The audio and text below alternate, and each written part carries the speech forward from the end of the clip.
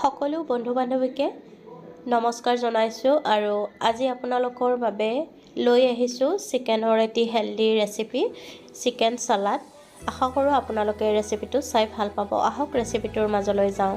কেৰাহী এটা গৰম হ'বলৈ দি তাত সৰিয়হৰ তেল দি দিব আৰু কাটি লোৱা গাজৰ, বন্ধাকবি আৰু কেপচিকাম দি সোৱাদমতে নিমখ, হালধি গুড়ি,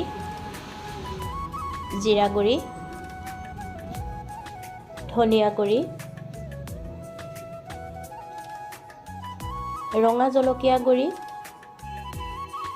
চাট মছলা, আমচুৰ পাউডাৰ আৰু খুন্দি লোৱা আদা নহৰুৰ পেষ্ট সৰু চামুচেৰে এচামুচ দি প্ৰথমতে 2-3 মিনিটমান সময় ভাজি ল'ব লাগিব।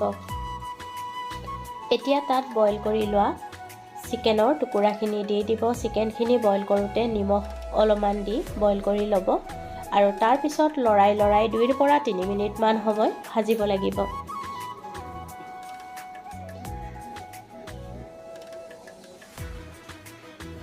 দুই 3 মিনিট ভজা হ'লে তাত কাটি লোৱা পিঁয়াজ এফাল দি দিব আৰু পিঁয়াজখিনি দিও ভালকৈ ভাজি ল'ব।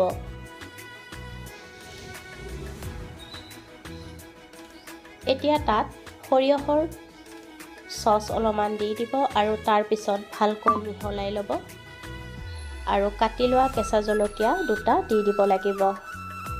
তাৰ পিছত 2-3 মিনিট ভজাৰ পিছত হেল্ডি চিকেন সালাড ৰেডি হৈ যাব।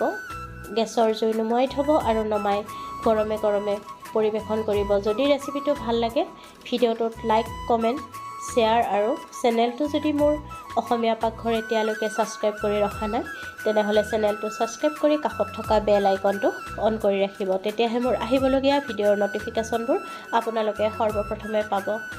আৰু ভিডিঅ'টো যদি ভাল লাগে আপোনালোকৰ বন্ধু বান্ধৱীৰ সৈতে শ্বেয়াৰ কৰি দিব। পুনৰ উপস্থিত হ'ম এটি নতুন ৰেচিপি লৈ। আজিলৈ আহিলোঁ। ধন্যবাদ।